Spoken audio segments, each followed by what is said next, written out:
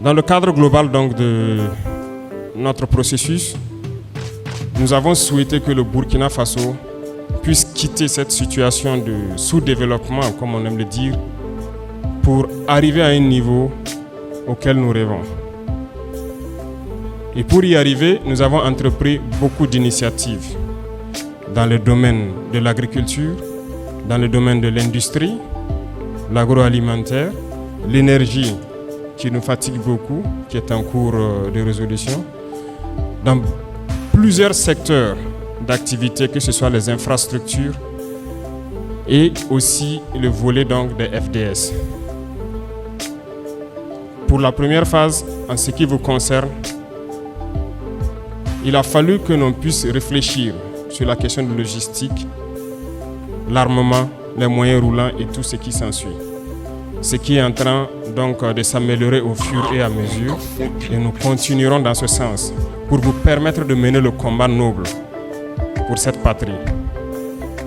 Mais en plus de tout ça, on s'est dit une chose: pour que la nation puisse exister, se pérenniser et se développer, vous avez tous besoin d'être forts. Et être fort, ce n'est pas uniquement le plan logistique, mais il y a aussi le plan psychologique. Il y a cette stabilité familiale dont tout combattant a besoin lorsqu'il est sur le champ de bataille. Nous avons été tous sur le terrain. Nous avons connu des situations qui souvent, étant sur le terrain, vous avez l'esprit à la maison. Parce que vous n'arrivez pas à résoudre un certain nombre de problèmes, peut-être d'ordre financier. Généralement, ça se résume à ça. Et ça perturbe le combattant. Aujourd'hui, nous avons beaucoup de blessés. Nous nous sommes rendus compte aussi que cette question n'a pas été traitée comme il le fallait. La preuve en est que jusqu'à l'heure où je vous parle, nous n'avons pas pu répertorier tous ceux qui ont été blessés depuis le début de ce conflit. Résultat de course, nous avons donc décidé de lancer une plateforme pour que les gens qui ont été blessés, qui n'ont pas eu de rapport circonstancié ou qui n'ont pas été signalés, puissent s'inscrire eux-mêmes sur ces listes. Et je pense que quelques semaines en arrière, nous avons eu une conférence dans cette même salle pour lancer ce processus, parce qu'une agence a été créée justement pour s'occuper des blessés de guerre. Dans le même ordre d'idée, nous avons pensé donc aux veuves et aux orphelins qui seront aussi répertoriés dans toutes les couches de porteurs de tenue donc des FDS pour qu'on puisse s'occuper d'eux. Et des écoles donc pour les pupilles de la nation verront le jour. Et dans notre politique d'éducation que nous souhaitons dans un temps donné pour que l'éducation soit gratuite au Burkina, nous voulons que cette gratuité commence par ces écoles de pupilles de la nation. Donc notamment des orphelins donc de nos héros. En plus de tout cela, ce qui était la première phase de créer l'agence pour s'occuper des blessés, des veuves et des orphelins, nous sommes aujourd'hui dans une nouvelle phase pour s'attaquer au volet qui tient beaucoup à cœur les militaires, le volet financier. Nous avons tenu ce matin à vous présenter cette coopérative. Comment ça va fonctionner? Quels sont les objectifs de cette coopérative? Qu'est-ce qu'on vise à travers la coopérative? Et au fur et à mesure, dans toutes les garnisons, des missions devront se rendre pour expliquer encore le bien fondé de cette coopérative et d'expliquer aux gens ce qu'ils peuvent attendre de cette coopérative. Et en retour, les questions que vous avez posées ici ce matin, dans les différentes garnisons, vous aurez à poser beaucoup de questions et je pense qu'une assemblée générale est prévue également dans l'organigramme de la coopérative pour que les apports, les différentes contributions pour améliorer puissent venir de vous. Nous voulons que vous puissiez épargner à un taux beaucoup plus élevé et avoir des épargnes assez spécifiques, chacun en fonction de ce qu'il voudra et les produits qui seront proposés. Lorsque le militaire se retrouve confronté donc après ses premiers prêts à des soucis, c'est parti pour de long terme. Parce que la rémunération ne suffit pas. Ça ne peut pas être proportionnel aux dépenses. Et je pense que les anciens ont très bien réfléchi en introduisant, je pense que c'est depuis les années 80, le fait que les FDS peuvent entreprendre dans des domaines tels que l'agriculture et l'élevage. Alors, comment faire pour entreprendre? Voilà la deuxième équation. Là aussi, la coopérative doit pouvoir répondre, de pouvoir vous permettre d'investir dans ce domaine, parce que ce n'est pas interdit. Aujourd'hui, nous avons lancé l'initiative présidentielle pour l'autosuffisance alimentaire. Nous avons lancé l'offensive agricole. Et dans l'initiative, les militaires sont concernés. Et je pense que beaucoup d'entre vous ont vu donc dans leur caserne, dans leur garnison, des champs se développer cette saison-là. Je pense qu'à Ouagadougou, ici à Dédougou, Kaya, Tenkodo, un peu partout, de grands forages ont été creusés et les militaires seront formés à l'agriculture, à l'élevage, dans des spéculations assez particulières. Et je pense qu'à Ouagadougou, il y a un champ d'ananas qui est en train de se développer. Il faut que nous arrivions à produire pour aider notre peuple aussi. C'est autorisé. Mais beaucoup veulent investir, comment faire? Ça sera pris en compte aussi, pour qu'on puisse vous aider à pouvoir investir dans ce domaine, parce que l'agriculture, ça nourrit tout le peuple. Voilà pourquoi on a autorisé ça pour les porteurs de tenue. L'élevage, ça nourrit le peuple. Voilà, c'est les autres business qu'on n'autorise pas.